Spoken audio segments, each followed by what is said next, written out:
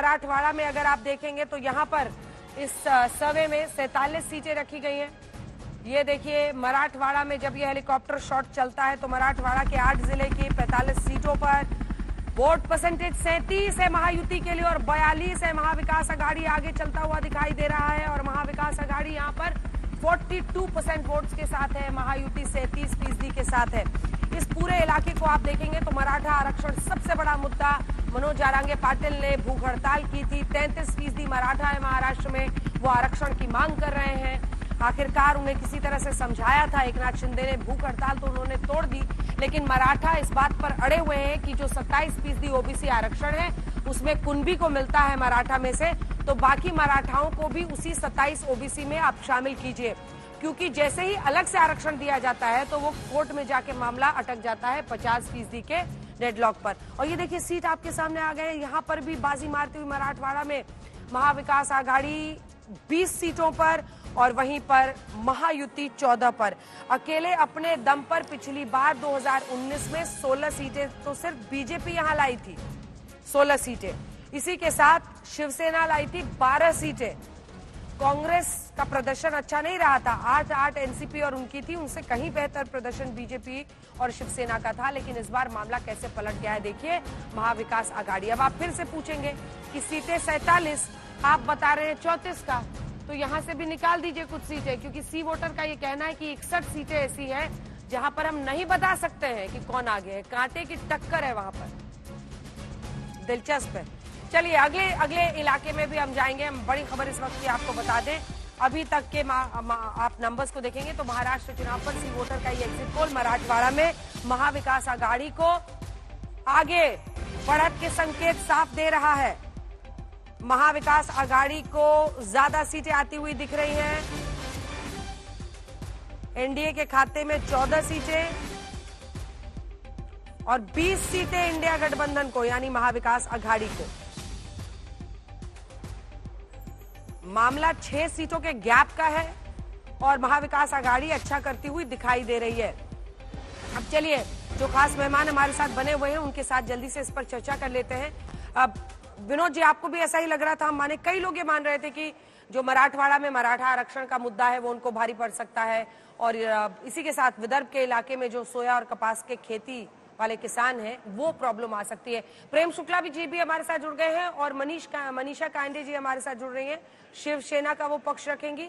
अतुल लोंढे पाटिल साहब कांग्रेस पार्टी के प्रवक्ता हमारे साथ जुड़ गए, आनंद दुबे जी उद्धव ठाकरे गुट के जुड़ गए। जल्दी से विनोद जी आपका और फिर आशुतोष जी का कमेंट, फिर नेताओं के। देखिए इंदिरा जी, नतीजे क्या होंगे 23 तारीख को पता लगेगा, लेकिन विदर्भ में कांग्रेस काफी समय से मजबूत स्थिति में रही है हमेशा, और बीजेपी के प्रसार से पहले भी कांग्रेस मजबूत रही है वहां पर।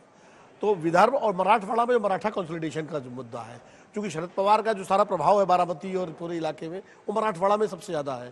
तो अगर मराठवाड़ा में मराठा कंसोलिडेशन हो गया है, दलित कंसोलिडेशन हो गया और मुस्लिम कंसोलिडेशन हो गया, तो ये स्थिति हो सकती है जो आप ये एग्जिट पोल दिखा रहे हैं। और विदर्भ में भी, चूंकि कांग्रेस और बीजेपी के बीच में सीधा मुकाबला है, और ये बात जरूर है कि वहां नागपुर में आरएसएस का लेकिन नागपुर में चैत्य भूमि भी है जहां बाबा साहब अम्बेडकर ने दीक्षा ली थी। तो महाराष्ट्र का जो दलित मूवमेंट है वो भी नागपुर से संचालित होता है, और हिंदुत्व की प्रयोगशाला भी नागपुर से शुरू होती है। तो ये लड़ाई उनके बीच में भी है। आशुतोष जी, आप इसको कैसे देख रहे हैं? मुझे लगता है कि अगर विदर्भ के इलाके में अगर कांग्रेस पार्टी आगे, इसका मतलब कांग्रेस के बारे में जो आशंका जताई जा रही थी कि शायद वो भारतीय जनता पार्टी के सामने बहुत अच्छा प्रदर्शन न कर पाए, तो वो एक अच्छा प्रदर्शन वहां करती हुई दिखाई पड़। लेकिन इसमें जो कैच है और वो ये है कि जो ऐसी सीटें जहां अनसर्टेन है, अब उसमें कौन अच्छा कर रहा है, कौन नहीं अच्छा कर रहा, कौन निकल जाएगा, कहना थोड़ा सा मुश्किल है। 288 में से 61 ऐसी सीटें, बिल्कुल, और मैं कहता हूं 61 बहुत बड़ा वही तय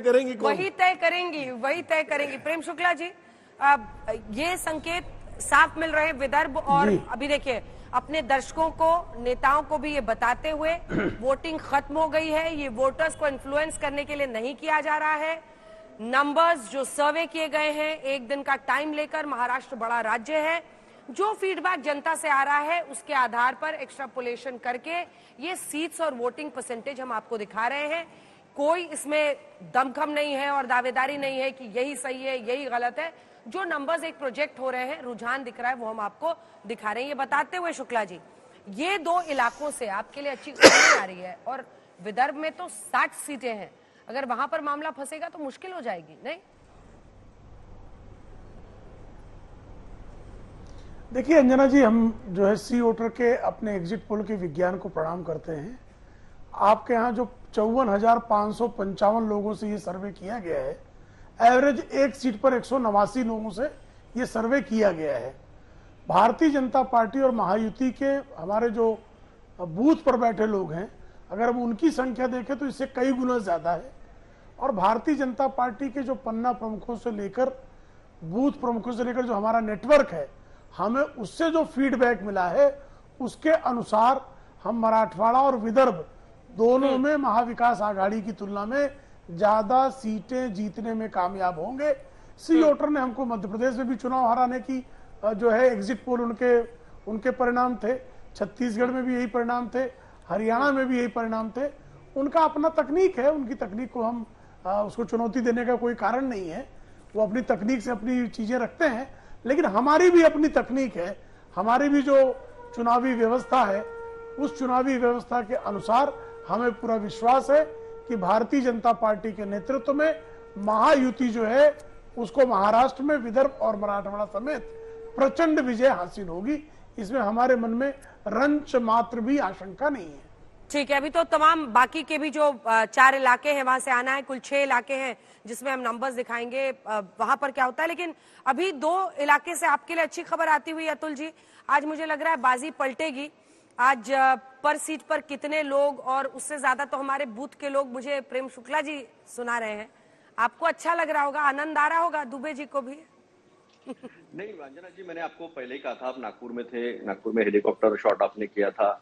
मैंने तब भी आपको कहा था कि यहाँ जिस तरह के वायदे किए थे, जिस तरह से एग्रीरियन डिस्ट्रेस है, किसानों के कुछ विषय और कुछ जातिगत गणित कर कर जो बीजेपी ने किया था वो उल्टा पड़ेगा, ये मैंने तब भी कहा था। ये हाइपर लोकल चुनाव है, यहाँ पर हर तरह की कोशिश की गई, कम्युनलाइजेशन किया गया, पोलराइजेशन करने की कोशिश की गई, लेकिन ये महाराष्ट्र में चलता नहीं है। मैं बार बार कह रहा हूँ, सोयाबीन का फैक्टर बहुत बड़ा रहा है, कपास का फैक्टर बहुत बड़ा रहा है। नागपुर के बेल्ट में आपको दिखाई देगा कि संतरे का भी फैक्टर बड़ा रहा है। तो ये क्लोज फाइट मुझे तो कोई दिखाई नहीं देती है। यहाँ पर सीधा सीधा है कि जिस वक्त नाराजगी दिखाई थी उस वक्त कांग्रेस को वोट आ रहा है, ये स्पष्ट था। हमने 40 सीटें ली थी, हमारी तो वैसे मंशा 48 सीटों पे लड़ने की थी। तो अलायंस में कुछ कम ज्यादा होता है तो ठीक है, कोई दिक्कत नहीं। लेकिन मैं आपको बता रहा हूँ, गढ़चिरौली का बेल्ट है, चंद्रपुर का बेल्ट है, नागपुर शहर का बेल्ट मैं आपको कह रहा हूँ 4-2 नागपुर में होगा, 4-2 नागपुर में होगा, ग्रामीण में 3-3 होगा। अमरावती, यवतमाल, ये पूरा हम जीत रहे, उमरखेड़ भी हम, वहां की सीट भी हम जीत रहे।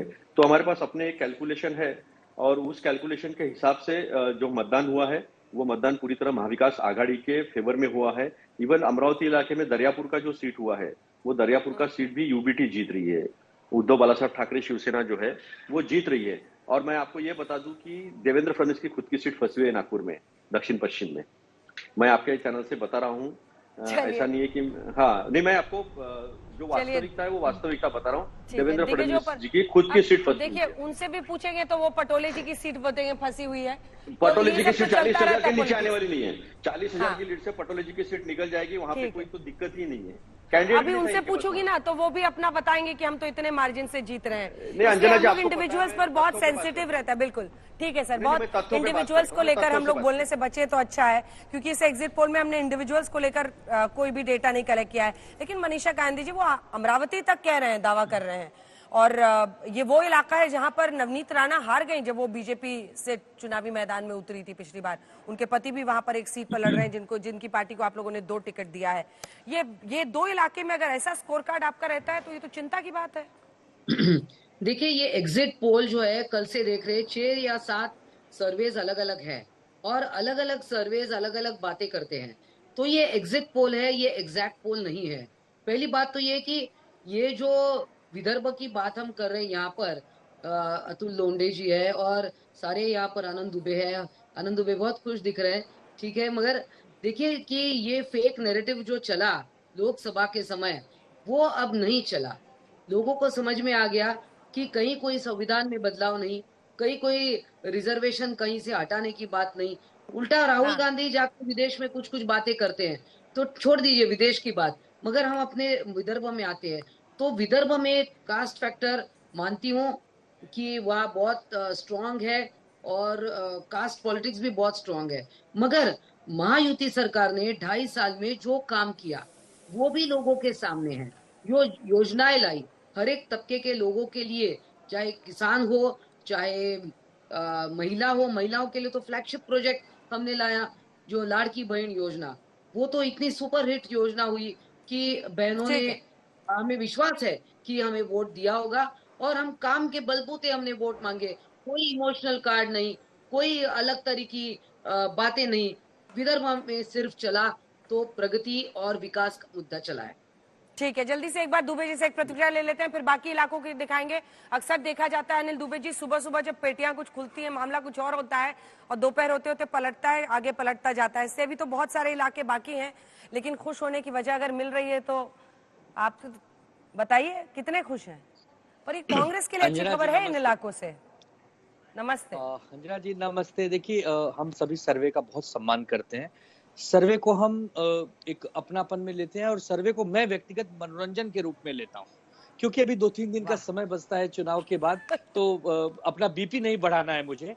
क्या अच्छा है क्या बुरा है जनता जनार्दन आदेश देगी। लेकिन एक गाना गाया जा रहा है महाराष्ट्र में, जाने वाली है महायुति की गाड़ी, आने वाली है महाविकास आघाड़ी। तो जो महाविकास आघाड़ी आने वाली है ना, यही सर्वे बता रहा है।